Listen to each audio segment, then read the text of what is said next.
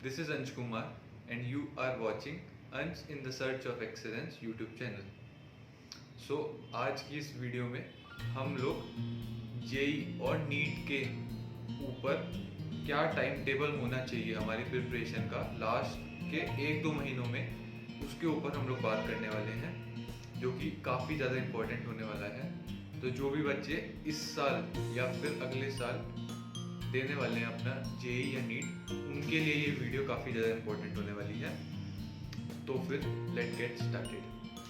अपनी जो कैटेगरी है उसको कुछ इस तरीके से डिवाइड करेंगे कि हम लोग सबसे पहले इम्पोर्टेंस देंगे उन बच्चों का जिनका इसी साल अभी अटेम्प्ट आने वाला है। तो ओके एवरीवन, तो हम लोग का एक बेसिक सा स्ट्रक्चर जो आपको खाली टाइमिंग के साथ अभी दिख रहा होगा, तो वो हमारा कुछ इस तरीके से रहने वाला है, जो कि time table for JEE and NEET 2021 वाले जो स्टूडेंट्स हैं उनके लिए लागू होता है। हम और बच्चों पर भी बात करेंगे, पर एक बार जो सबसे क्लोजेस्ट जिनका अटेम्प्ट है हम उन पे पहले बात कर लेते हैं, और फिर उसके बाद हम लोग सब पे बात करेंगे। 11th-12th वाले बच्चों का क्या होना चाहिए, 9th-10th वाले बच्चों का क्या होना चाहिए, और फिर हम इन सब लोगों को भी या इन सब बच्चों को भी कवर करेंगे इसी वीडियो में। तो हम लोग स्टार्ट करते हैं अपने इस टाइम टेबल के साथ। तो हम लोग सबसे पहले 5:45 से लेके 6 AM तक हम लोग क्या कर लेंगे, अपना वेकअप हो जाएंगे।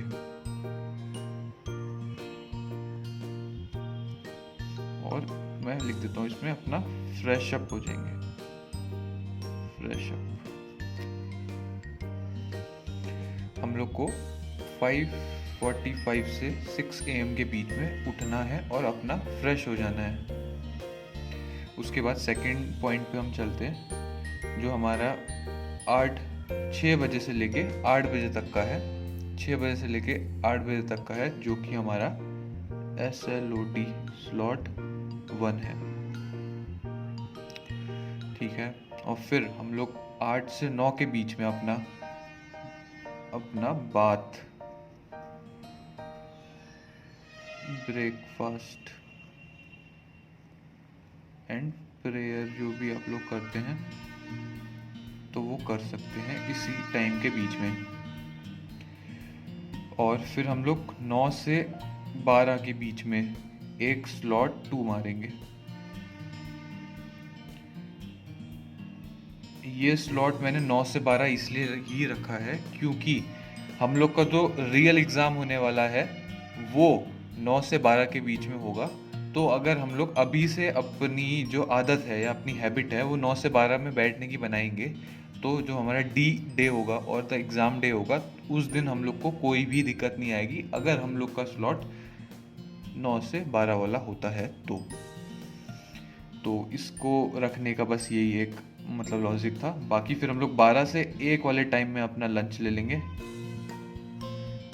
लेंगे और अपना थोड़ा सा रेस्ट वेस्ट जो भी करना होगा, अपना फ़ोन यूज़ करना है या फिर अपने पेरेंट्स से बात करनी है या फिर कुछ भी नॉवल पढ़ना है, कुछ भी ना, तो वो आपका हो जाएगा। और मेरे को नहीं लगता कि किसी का भी लंच 30-40 मिनट से ज़्यादा लेता होगा। अगर जिनका लेता भी है तो उनको मैं पूरा 1 आवर दे रहा हूँ, इसमें वो अपना लंच और रेस्ट दोनों कर सकते हैं। बाकी फिर हमारी बात आती है 1 बजे से लेके 2:30 PM तक। उसमें हम लोग क्या पढ़ेंगे, द मोस्ट इम्पॉर्टेंट NCERT, जो कि काफ़ी सारे बच्चे नीट और जेई वाले बच्चे भूल जाते हैं कि NCERT भी इम्पॉर्टेंट है।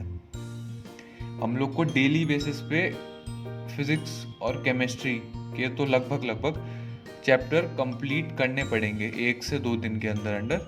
और फिर हम लोग को जब भी टाइम मिलेगा तो हम लोग मैथ्स के भी NCERT लगाएंगे, और यही सेम चीज़ें हमारी नीट वाले बच्चों में भी लागू होती है।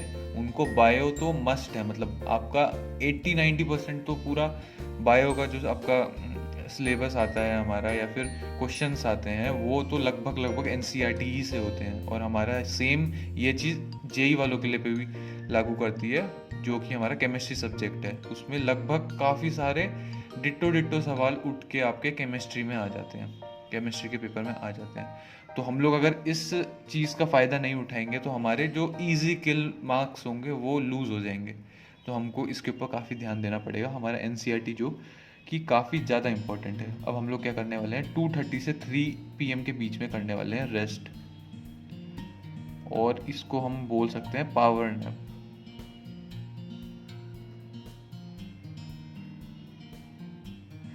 पावर नैप मेरे को लगता है लगभग सभी लोग जानते ही होंगे। पावर नैप एक ऐसी टेक्निक है जिसमें आप 30 मिनट्स के लिए अपनी बॉडी को रेस्ट देते हैं, जिसमें से क्या होता है कि अगर आप जैसे स्टार्टिंग के 10 मिनट्स में आपको अगर नींद आ जाती है तो आप अपना जो स्लीप है उसको पूरी करें अगले 20 मिनट तक। और अगर आपको स्टार्टिंग के 10 मिनट में नींद नहीं आती है तो आप अपनी बॉडी को वैसे ही लेट कर रेस्ट दे सकते हैं, या फिर कोई ऐसी एक्टिविटी कर सकते हैं जो आपको अगले स्लॉट के लिए रेडी कर सके।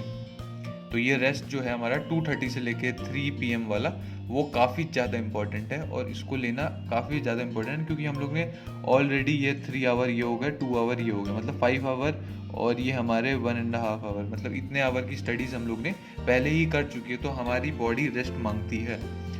तो अगर आप नैप लेते हैं तो उससे बढ़िया कोई चीज़ हो नहीं सकती।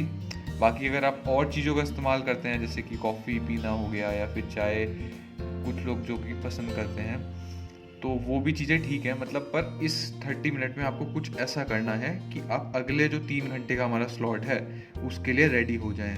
और यही लगभग इतना ही टाइम हमको एग्ज़ाम के बाद, मतलब फर्स्ट स्लॉट, मतलब 9 से लेकर 12 PM के बीच जो पेपर होगा उसके बाद हमको लगभग इतना ही टाइम मिलेगा। हाँ, कुछ थोड़ा ज़्यादा मिलेगा, पर हमारा आने जाने में और थोड़ा ना एक्स्ट्रा टाइम जो जाएगा वो हम लोग अभी काउंट नहीं कर रहे हैं। हम लोग को जो मेन जो हमारा टाइम होगा वो 1 आवर 30 मिनट्स का ही मिलेगा after the exam of timing 9 AM to 12 AM वाला जो हम लोग का स्लॉट है एग्ज़ाम का, उसको कंप्लीट करने के बाद हमारा जो टाइम होगा वो इतना ही लेफ्ट होगा। तो अगली चीज़ हम लोग आ जाते हैं जो कि हमारी 3 PM से लेके 6 PM तक हमको एक स्लॉट SLOT स्लॉट 3 कंप्लीट करना है। स्लॉट 3 कंप्लीट करना है, जो कि फिर से उसी लॉजिक पे बेस है क्योंकि हम लोग के एग्ज़ाम अब 3 से लेके 6 PM में सेकंड स्लॉट में होते हैं। तो हम लोग को इस चीज़ का काफ़ी ध्यान रखना पड़ेगा क्योंकि अगर हमारी बॉडी उसकी हैबिचुअल नहीं होगी तो हम लोग एग्ज़ाम वाले दिन, मेन एग्ज़ाम वाले दिन पे भी उतना अच्छा परफॉर्म नहीं कर पाएंगे इस वाले टाइम पे। सो हम लोग थोड़ा आगे बढ़ते हैं और अपना 6 PM से 7:30 PM पे हम लोग अपना ब्रेक लेंगे, एक ब्रेक लेंगे जिसमें आपका खेलना भी इंक्लूड हो जाता है और टी टाइम भी इंक्लूड हो जाता है। मतलब आप इस 1 आवर 30 मिनट में ऐसा कर सकते हैं कि स्टार्टिंग का जो आपका फर्स्ट 30 मिनट्स है उसमें आप अपना टी ब्रेक ले लें, और फिर 6:30 to 7:30 अपना कोई भी, मतलब कोई भी गेम खेल सकते हैं, कोई भी मतलब बाहर जाके इंडोर एक्टिविटीज़ कर सकते हैं, एक्सरसाइज कर सकते हैं, थोड़ा वॉकिंग कर सकते हैं। जैसे कि मेरे ही केस में आप देख लीजिए, मैं तो अपना 6:30 से 7:30 के बीच में बैडमिंटन शेड्यूल रखता था, जो कि मेरे को काफ़ी ज़्यादा हेल्प करता था अगले वाले स्लॉट में। और मेरी पूरे दिन की जो भी, मतलब बैठे बैठे जो भी मेरा वो, मतलब बैठे बैठे जो मेरे को थकान होती थी वो मेरी 1 घंटे में बैडमिंटन से पूरी मतलब मिट जाती थी। और बैडमिंटन एक काफ़ी बेहतरीन एक्सरसाइज है जिससे आपकी आईज से लेके पूरी बॉडी का वार्म अप हो जाता है। तो आप इस वाले शेड्यूल में अपने हिसाब से जो भी आप गेम खेलना चाहते हो वो आप ले सकते हो। अब हम लोग दूसरे टॉपिक पे बात कर लेते हैं जो हम लोग का 7:30 से 8 PM का होने वाला है, जो कि हमारा होगा डिनर। तो मेरे ख्याल से आप अपने पेरेंट्स को या फिर मम्मी को पहले से ही ये टाइम टेबल बता सकते हैं कि मॉम, मेरे को 8 से 9 के बीच में ब्रेकफास्ट मिल जाए प्लीज़, और 12 से लेके 1 के बीच में लंच मिल जाए, और 7:30 से लेके 8:30 PM तक के लिए डिनर मिल जाए। तो अब हम लोग अपने नेक्स्ट 11 पॉइंट पे चलते हैं, जो कि हमारा है 8 PM से लेके 11 PM तक, जो कि हमारा SLOT स्लॉट 4 होने वाला है। स्लॉट 4 होने वाला है, और इसके बाद हमारा आता है स्लीप का ऑप्शन। अब हम थोड़ा और डिटेल में अगर जाना चाहें तो मैं आपको थोड़े और की पॉइंट बता देता हूँ आप क्या क्या कर सकते हो। जिन भी लोगों का सुबह उठने का दिक्कत है वो सुबह क्या करें, अपना अलार्म अपने आसपास ना रखकर उसको थोड़ा अपने से दूर रखें, जिससे क्या होगा कि आपको थोड़ा उठकर जाना पड़ेगा और उसको बंद करना पड़ेगा। जिससे क्या होगा कि आप वहाँ तक जाओगे, थोड़ा बहुत चलोगे तो आपको आपकी जो नींद होगी ना अपने आप ही टूट जाएगी। समझ पा रहे हैं? और जिनको ज़्यादा ही प्रॉब्लम है, मतलब अपना अलार्म बंद भी कर लिए चल के फिर भी दिक्कत है, तो उनको मेरी ये रिक्वेस्ट है कि वो लोग सुबह उठ के ही अपना ब्रशिंग स्टार्ट कर सकते हैं टीथ की। और वैसे अगर आप फ्रेश अप होते हैं और ब्रशिंग कर लेते हैं तो आपकी जो नींद होगी वो भाग जाएगी। तो हम लोग का ये वाला पॉइंट तो क्लियर हो गया। अब हम आते हैं स्लॉट 2 पे। स्लॉट 1 जो है हमारी, स्लॉट 1 जो है हमारा वो काफ़ी ज़्यादा इम्पोर्टेंट होने वाला है। जैसे कि मैं क्या करता था, इसमें अपना रिवीजन का जो पार्ट है वो इसमें मैं कवर करता था। और रिवीजन में कैसे करता था कि जैसे मैंने फर्स्ट डे में कोई भी, मान ले फर्स्ट डे है उस दिन मैंने स्टार्ट किया, तो फर्स्ट डे का जो रिवीजन होगा वो मेरा 3 तारीख को होगा। ये आप समझने की कोशिश करिए, फर्स्ट डे का जो रिवीजन होगा वो मेरा 3 तारीख को होगा, मतलब बीच में एक दिन का गैप आएगा और उसके अगले दिन ही मेरा एक रिवीजन होगा। और ये मैं क्यों कर रहा हूँ, ये आप लोग को इसका एक लॉजिक देता हूँ, क्योंकि ये साइंटिफिकली प्रूवन है कि आप पहले दिन जो चीज़ें पढ़ते हैं उसकी शाम आते आते वो सारी चीज़ें 70% तक ही आपको याद रहती हैं। मतलब 30% की जो चीज़ें हैं वो आपको आपके दिमाग से वेनिश हो चुकी होती हैं, चाहे आप कितनी अच्छी तरीके से भी क्यों ना पढ़ते हो। तो इसलिए हम लोग अगर सेकेंड डे की बात करें तो सेकेंड डे तक और आपका 30-40% और रिड्यूस हो चुका होगा। तो इसलिए हम लोग को हर ऑल्टरनेट डे में अपने माइंड को, जो भी हम लोग ने फर्स्ट डे में पढ़ा होगा उसके लिए हमको दोबारा से उसका रिवीजन करना पड़ेगा, जिससे कि हमारी जो चीज़ें हैं वो काफ़ी ज़्यादा लॉन्ग टाइम तक सेफ रहें हमारे माइंड में। और ये सब टेक्निक मैंने भी अपने एग्ज़ाम के टाइम पे इस्तेमाल करी थी। तो जिन जिन बच्चों को ये चीज़ अच्छी लगी वो इसको अप्लाई ज़रूर कर सकते हैं। इससे क्या होगा, आप चीज़ें उतनी जल्दी नहीं भूलेंगे, क्योंकि ऐसा होता है कि आप एग्ज़ाम में जाते हैं और आपका माइंड वैनिश हो जाता है कि आपको फॉर्मूला आता था, बस एक वर्ड याद आ रहा होता है, उसके आगे बिल्कुल ब्लैंक होते हैं। आपको पता है पावर का फॉर्मूला मान लो, तो पावर का पी याद आ रहा होता है कि पी से स्टार्ट था, पर इक्वल्स टू क्या था वो आपको याद ही नहीं आ रहा है। तो वो इसी चीज़ों के बारे में होता है कि हम लोग पढ़ तो काफ़ी बार लेते हैं, लेक्चर भी बहुत बार लेते हैं, नोट्स भी बहुत बार पढ़ लेते हैं, पर उसको एक प्लान्ड वे में नहीं पढ़ते। तो जो भी बच्चे इस चीज़ का फ़ायदा उठाना चाहते हैं तो वो इस चीज़ को कर सकते हैं, ऑल्टरनेट करके ना अपना रिवीजन करना है, वो भी अपने स्लॉट 1 में। और स्लॉट 1 मैंने ही क्यों चुना, क्योंकि सुबह का टाइम बेस्ट होता है आपका रिवीजन के लिए या फिर कुछ चीज़ याद करने के लिए या रिवाइज करने के लिए। तो हम लोग अपने अगले पॉइंट पे चलते हैं, जो कि ब्रेकफास्ट, प्रेयर और बात वाला है। उसमें तो मैं कहूँगा नहीं, जो लोग जो जैसा भी ऑर्डर रखना चाहते हैं वो वैसे भी कर सकते हैं। और जिनको मान लो कभी कभार ऐसा होता है कि आप बात नहीं कर पाए, तो उस दिन आप थोड़ा जल्दी भी जाके स्लॉट 2 की तैयारी कर सकते हैं। मतलब स्लॉट 2 में क्या क्या पढ़ना है आपको, वो 5-10 मिनट पहले, 9 बजने से 5-10 मिनट पहले ही आप लोग जाके अपनी तैयारी कर सकते हैं। तो हम अब बात कर लेते हैं अपना स्लॉट 2 की, जो कि हमारा 9 o'clock से 12 o'clock तक का है स्लॉट 2, जिसमें हम लोग क्या करेंगे कि अपना फिजिक्स को निपटाएंगे। फिजिक्स का क्या निपटाएंगे, जैसे कि आप लोग ने मेरी पुरानी वीडियो देखी होगी, उसके एक लेक्चर को हम निपटाने की कोशिश करेंगे, जो कि काफ़ी कम समय में आपका कंप्लीट हो जाएगा। क्योंकि जो हमारे सर हैं, क्रैश कोर्स वाले सर हैं, उन्होंने हर एक टॉपिक को मिनिमम टू मिनिमम 23 मिनट में और मैक्सिमम टू मैक्सिमम 33 मिनट्स में कंप्लीट कर रखा है। तो फिजिक्स आपका क्या है, अगर आप 3 घंटे में बैठ रहे हो तो 2 बार भी आप उनके वीडियो लेक्चर देख सकते हो एक टॉपिक के। अगर आपको मान लो एक बार में नई चीज़ आई या रिवीजन नहीं हो पाया तो एक बार और भी देख सकते हो। इतना प्रिसाइजली और इतनी अच्छी तरीके से उन्होंने बताया है। और इसकी बात अगर मैं करूं तो जिन्होंने भी ये वीडियो नहीं देखी है उनको इसका लिंक डिस्क्रिप्शन में मिल, और मैं ट्राई भी करूंगा कि इसको अपने यहाँ पे डिस्प्ले कर दूँ। आपको अभी थोड़ी देर में यहाँ पे पिन होता हुआ नज़र आ जाएगा। तो हम लोग सेकंड चीज़ की बात कर लेते हैं जो कि हमारा 5th पॉइंट है, जो कि हमारा लंच और रेस्ट है। तो इसमें भी आप यही कर सकते हैं कि अपना अगर लंच हो जाए और आपका रेस्ट भी हो चुका हो तो आप क्या करें कि 5 से 10 मिनट पहले जाके अपने NCERT का कौन सा चैप्टर पढ़ना है या फिर आपने पढ़ना स्टार्ट कर चुके हो तो कौन से पेज पे आप पहुँचे थे, वो सब चीज़ें आपको एक बार 5 से 10 मिनट पहले जाकर अपनी टेबल पे रख लेनी है, जिससे आपका 1 से लेके 2:30 PM वाला जो टाइम है उसमें आपका टाइम बचेगा। तो अब हम NCERT की बात कर लेते हैं। अब NCERT में भी काफ़ी सारी मतलब काफ़ी लोगों को प्रॉब्लम आती है कि कैसे पढ़ना चाहिए भैया और कैसे क्या करना चाहिए।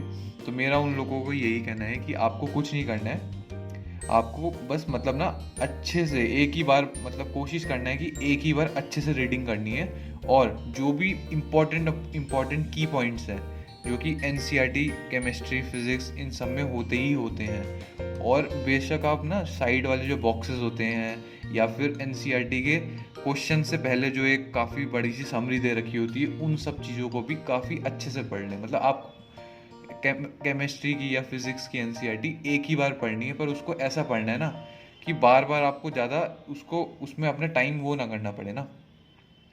तो फिर मैं यही कहना चाह रहा था कि NCERT आप थोड़ा अच्छे से ही पढ़ें, एक ही बार पढ़ें चाहे, और जो भी आपके इम्पॉर्टेंट पॉइंट है उसको आप मार्क करें हाइलाइटर से और किसी भी पेन से पेंसिल से, और फिर उनको थोड़ा रिवाइज करते रहें क्योंकि वो आपके हिसाब से और पेपर के हिसाब से काफ़ी इम्पोर्टेंट है। और मैं एक ये मतलब स्लॉट 2 में एक चीज़ बताना आपको भूल गया था कि आप क्या कर सकते हैं। जैसे आपकी 3 घंटे का स्लॉट है तो आपने मान लो 2 घंटे भी अगर अपनी वीडियो लेक्चर को दिया है तो आप लोग लास्ट के 1 आवर में क्या कर सकते हो, क्योंकि हम लोग अब काफ़ी करीब हैं अपने एग्ज़ाम से, तो अब हम लोग के पास इतना टाइम नहीं है कि हम लोग अब काफ़ी बेसिक से स्टार्ट करें और फिर उसको मतलब अपने एडवांस लेवल तक जाएं या ऐसा कुछ करें। तो आप लोग क्या कर सकते हैं कि सीधे PYQs अपना मतलब लेक्चर लिया और सीधे PYQs को उठा सकते हैं और उनको सॉल्व कर सकते हैं। और PYQs को भी करने का एक तरीका होता है कि आप 2021 में अभी जो आपके हो चुके हैं अटेम्प्ट, उनसे लेके 2019 और 2018 और 2020 इन सबको लेके आप ऐसे पीछे की तरफ जा सकते हैं, जिससे क्या होगा कि आपको लेटेस्ट ट्रेंड से लेके ओल्ड ट्रेंड तक का सब चीज़ पता चल जाएगा। तो यही एक बेस्ट तरीका होता है जो PYQs लगाने का एक सबसे बेस्ट तरीका माना जाता है। और यही मैंने किया था कि मैं पीछे से स्टार्ट मतलब जो लेटेस्ट ट्रेंड चल रहा है उससे स्टार्ट करके थोड़ा अपना ओल्डर वर्जन में जाता हूँ, क्योंकि आजकल जो ट्रेंड चल रहा है वही अब आने वाले पेपर में 1-2 साल तक दिखाई देगा, फिर वो भी एक ओल्डर वर्जन बन जाएगा। तो जो भी बच्चे ऐसा करना चाहते हैं, PYQs लगाना चाहते हैं, तो वो भी 2021 से लेके पीछे जाना स्टार्ट करें। हम लोग की NCERT वाली बात हो ही गई है। अब हम लोग को जो ये पावर नैप वाला है ना, ये भी काफ़ी इम्पोर्टेंट रोल प्ले करता है, क्योंकि हम लोग की अभी काफ़ी ज़्यादा घंटे की पढ़ाई ऑलरेडी हो चुकी है, और क्योंकि हम लोग का अभी आगे भी पढ़ाई करनी है तो हम लोग को ये चीज़ ध्यान रखनी पड़ेगी कि ये काफ़ी इम्पोर्टेंट है, इसको मतलब वेस्ट ना करें या फिर अपना फ़ोन में या फिर इस सब चीज़ों में अपना मतलब टाइम वेस्ट ना करें। इससे अच्छा अपना आँख बंद करें और रेस्ट कर लें, मतलब बॉडी को रेस्ट दें, मतलब जितना से ज़्यादा, तभी जाके आप इस वाले स्लॉट में अच्छा कर पाओगे। और स्लॉट 3 में मैं बात कर लेता हूँ आपकी केमिस्ट्री की बात कर लेता हूँ, जिसमें आपको फिर से वही करना है। अगर आप लेक्चर लेना चाह रहे हो तो लेक्चर ले सकते हो अपने 1 घंटे 2 घंटे के स्लॉट में। स्टार्टिंग के 1 घंटे के 2 घंटे के स्लॉट में लेक्चर ले सकते हो या फिर अपने नोट्स को रिवाइज कर सकते हो। और फिर जो बाकी का 1 से 2 घंटा बचा, जैसे अब मैं 1+2 करके लिख देता हूँ यहाँ पे कि बाद में याद रहे बच्चों को। 1 घंटे का आपका या तो लेक्चर हो सकता है और या फिर आप रिवीजन के लिए दे सकते हो लेक्चर या फिर रिवीजन दे सकते हो, और जो 2 घंटे का है वो आपकी प्रैक्टिस रहेगी। क्योंकि आपकी प्रैक्टिस ही मेन चीज़ है। क्योंकि आपको फाइनल डे पे या डी डे पे आपके क्वेश्चन कितने सही हुए, कितनी आपने प्रैक्टिस करी होगी, वो चीज़ मायने रखेगी। ये बिल्कुल भी नहीं रखेगा कि आपने थ्योरी कितनी पढ़ी। थ्योरी अपना काम करेगी, पर वो खाली कुछ। मेन चीज़ तो यही है कि आपने जितनी प्रैक्टिस कर रखी होगी उतने ही ज़्यादा स्कोर आप कर पाओगे फाइनल डे पे। तो ये मैंने 1+2 जो लिखा है वो सेम चीज़ आपकी फिज़िक्स में भी लागू हो सकती है, अगर आप लेक्चर नहीं ले रहे हो, अपने रिवीजन नोट्स कर रहे हो या फिर शॉर्ट नोट्स आपने बना रखे हो, तो उसको अगर आप पढ़ रहे हो और फिर प्रैक्टिस कर रहे हो ना। क्योंकि मेन हम लोग की प्रैक्टिस ही है, क्योंकि फाइनल डे पे अपने को MCQs ही सॉल्व करने होंगे। वहाँ पे कोई नहीं पूछ रहा होगा आपसे कि आपको कितनी थ्योरी आती है। उसमें वो बच्चे भी होंगे जो C या B ऑप्शन मार के सही कर देंगे, चाहे उनको वो सवाल आता हो या ना आता हो। तो NTA वाले कभी भी ये नहीं पूछेंगे कि आपको कितनी थ्योरी आती है, आपको कितना आपने पढ़ा है। आपका क्वेश्चन सही हुआ तो आपको +4, नहीं सही हुआ तो -1, और कुछ कुछ केस में 0 भी हो जाता है। वो आप लोग को सब पैटर्न पता ही होगा। तो हम लोग अब इसके बाद अपना ब्रेक, प्ले और टी टाइम के वाले पे बात कर लेते हैं, जो कि एक काफ़ी इम्पोर्टेंट प्ले करता है। इसमें आप अपना स्टार्टिंग का आधा घंटा, जैसे मैंने बताया था, आप टी टाइम या फिर कुछ भी रिफ्रेशमेंट टाइप का ले सकते हैं। और उसके बाद जो आपका ब्रेक या फिर प्ले टाइम है उसको, हाँ, इस ब्रेक में आप चाहे तो अपना फ़ोन यूज़ कर सकते हैं, उसमें कोई दिक्कत नहीं। अपने नोटिफिकेशन, व्हाट्सएप, फेसबुक, इन सब चीज़ों को भी यूज़ कर सकते हैं, उसमें कोई प्रॉब्लम नहीं है। बस ये है कि आप अपने पढ़ाई के दौरान इन सब चीज़ों से, फेसबुक, व्हाट्सएप और आपके जो भी सोशल हैंडल्स हैं, उनसे भटके ना। इसलिए मैं तो अभी आपको ये रिकमेंड करता हूँ कि आप 1 से 2 महीना इन सब चीज़ों को थोड़ा सा त्याग दो। 1-2 महीने का जो आपका ये त्याग होगा वो आपको आगे काफ़ी अच्छा रिटर्न देगा। तो आप इसमें खेलने जा सकते हो, फिज़िकल एक्टिविटीज़ कर सकते हो, काफ़ी अपना ना रिफ्रेशमेंट अच्छी तरीके से कर सकते हो, साइकिलिंग के लिए जा सकते हो, वॉकिंग के लिए जा सकते हो। तो वो आप अपने हिसाब से देख लीजिएगा, जैसा आपको आपका कंडीशन या सिचुएशन रहती है आप वैसे ही करिएगा। अब हम बात कर लेते हैं अपने डिनर की। बस ये है कि इधर मैंने आपको 30 मिनट इसलिए दिए हैं क्योंकि 30 मिनट से पहले आपकी मॉम क्या होंगी, वो इस चीज़ को रेडी कर चुकी होंगी और आपको इस 30 मिनट के अंदर आपको अपना डिनर खाना होगा। तो इस चीज़ पे मैं ज़्यादा वो नहीं करूँगा। आप अपने मम्मी को इसके बारे में काफ़ी अच्छे से और प्यार से समझाएं कि मेरे को ज़रूरी मतलब है, और आप मेरे को 7:30 से 8:30 के बीच में नहीं, इससे पहले ही मेरे को आप दे दीजिए कि मैं अपने दूसरे स्लॉट में बैठ पाऊँगा उससे। और अगर जिन बच्चों को 7:30 पे अगर आपको खाना मिल जा रहा है, तो आप 7:30 से लेके 7:30 से लेके 7:50 तक अपना डिनर बढ़िया से करें। उसके बाद जो 5-10 मिनट है वो एक वॉक या फिर खाने के बाद जो हम लोग टहलना बोलते हैं उसको ज़रूर करें। क्योंकि अगर आप यहाँ पे खाने के बाद डायरेक्ट इधर जंप आउट कर देंगे तो उससे क्या होगा कि आप ना पढ़ने तो बैठ जाएंगे, पर आपका मतलब जो वो होगा ना माइंड, वो काफ़ी ज़्यादा खाना खाने के बाद काफ़ी ज़्यादा थका थका फील करेगा और आपको नींद आने लगेगी। मतलब अगर आप थोड़ा टहल के नहीं बैठेंगे तो इसका काफ़ी ज़्यादा ध्यान रखना है। और वही है कि आप थोड़ा टहल लें, अपना सोच लें कि इस टाइम टेबल मतलब इस स्लॉट में अब हमको क्या करना है, और टाइम मिल पा रहा है तो अपना जाके पहले से इस स्लॉट की प्रिपरेशन भी कर सकते हैं। और इस स्लॉट में हम लोग अब मैथ्स को लेने वाले हैं। ये जो मैं फिजिक्स, केमिस्ट्री, मैथ्स ले रहा हूँ, ये काफ़ी रिसर्च के बाद इन चीज़ों पर मैं आया हूँ। तभी मतलब अब सब लोग का मेरे को तो नहीं पता, पर मैं अपने टाइम पर जब मैं प्रिपरेशन कर रहा था तो मैं इसी ऑर्डर में अपना प्रिपरेशन करता था और मेरे को काफ़ी अच्छा लगता था। क्योंकि मैथ सॉल्विंग ये होता है ना कि आपके पास अगर आपका फ्लो अच्छा बनता जा रहा है तो आप 11 से 11:30 भी कर सकते हो, पर उससे ज़्यादा करोगे तो फिर आपका सुबह वाला टाइम टेबल ख़राब होगा।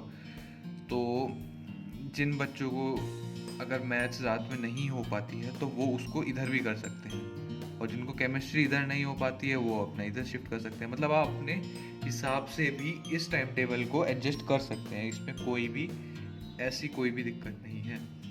और लास्ट हमारी स्लीप जो है भाई, वो तो काफ़ी ज़्यादा इम्पोर्टेंट प्ले करने वाली है इस जर्नी में, या फिर इस लास्ट की जर्नी में। अगर आपकी स्लीप अच्छी नहीं होती है तो आपका मतलब पेपर बिल्कुल बेकार ही चला जाएगा कुल मिला के। क्योंकि काफ़ी मैंने लोगों को देखा है। मैं अपना खुद का एग्जांपल देता हूँ कि जो मेरा फर्स्ट अटेम्प्ट हुआ था उसके एक दिन पहले मैं मतलब रात में 3-4 बजे तक सो ही नहीं पाया था। वो इसीलिए कि मेरा टेंशन था कि भाई मेरा नहीं हो पाएगा और ऐसे वैसे, ये मतलब सब चीज़ें माइंड में घूमती रहती है और वो आपको सोने नहीं देती हैं। और इसकी आदत मेरे को क्यों नहीं पड़ी, क्योंकि मैं पहले और दिनों भी रात में काफ़ी लेट लेट जगता था, सुबह काफ़ी जल्दी उठ जाता था और मतलब वो सब चीज़ें रहती हैं। तो आपको कम से कम 6:30 से लेकर 7 घंटे तक की आपको एक अच्छी स्लीप लेनी चाहिए, जो कि काफ़ी ज़्यादा बेनिफिट करती है आपको सुबह से पूरा रूटीन दोबारा से कंटिन्यू करने की। That's all. आई होप आपको ये वीडियो अच्छी लगी हो, और जो भी बच्चे अभी इस टाइम पे काफ़ी सीरियस हैं वो इस टाइम टेबल को फॉलो करके अपना जेई मेंस और नीट के एग्ज़ाम को काफ़ी अच्छे स्कोर से क्रैक कर सकते हैं, जैसा कि मैंने किया था। और ये जो भी चीज़ें हैं वो सब आपको काफ़ी रिसर्च के बाद दी जा रही हैं, या फिर आप कह सकते हैं इसमें मेरे 2 से 3 साल की मेहनत लगी हुई है। और बाकी जो मेरे को कोरोना टाइम का एक्स्ट्रा टाइम मिला था 2-3 महीने का, उसको भी आप इंक्लूड कर लेंगे। तो आप इन सब चीज़ों को थोड़ा गौर करें और इस पर सोचें समझें, और अपना टाइम टेबल आप थोड़ा अपने हिसाब से भी इसको बनाने की कोशिश करें, क्योंकि मैं नहीं जानता ना कौन बच्चा कितने बजे उठता है, कैसे क्या करता है। पर ये एक आइडियल टाइम टेबल है जो लगभग काफ़ी सारे टॉपर्स ने भी इसको फॉलो किया गया है। मैं अपने को नहीं बोला, मतलब काफ़ी और लोगों ने भी इस चीज़ को फॉलो किया है। और मैंने ये जो आपको टाइम टेबल बताया है वो वैसे एक टॉपर का ही था, जो कि हम लोग को शेयर किया गया था ओरिएंटेशन क्लासेस में। तो आप लोगों को, जिन लोगों को भी ये वीडियो काफ़ी अच्छी लगी हो, वो अपना सपोर्ट दिखा सकते हैं by like, subscribe and share. And also share करना काफ़ी ज़्यादा इम्पोर्टेंट है, क्योंकि इस समय काफ़ी सारे लोग 2021 जेई एंड नीट के एग्ज़ाम के लिए काफ़ी ज़्यादा मेहनत भी कर रहे हैं और काफ़ी ज़्यादा परेशान भी हैं इस चीज़ से रिलेटेड। तो आप उन सभी लोगों तक इस वीडियो को पहुंचा के अपना सपोर्ट दिखा सकते हो। बाकी थैंक्स फॉर वॉचिंग।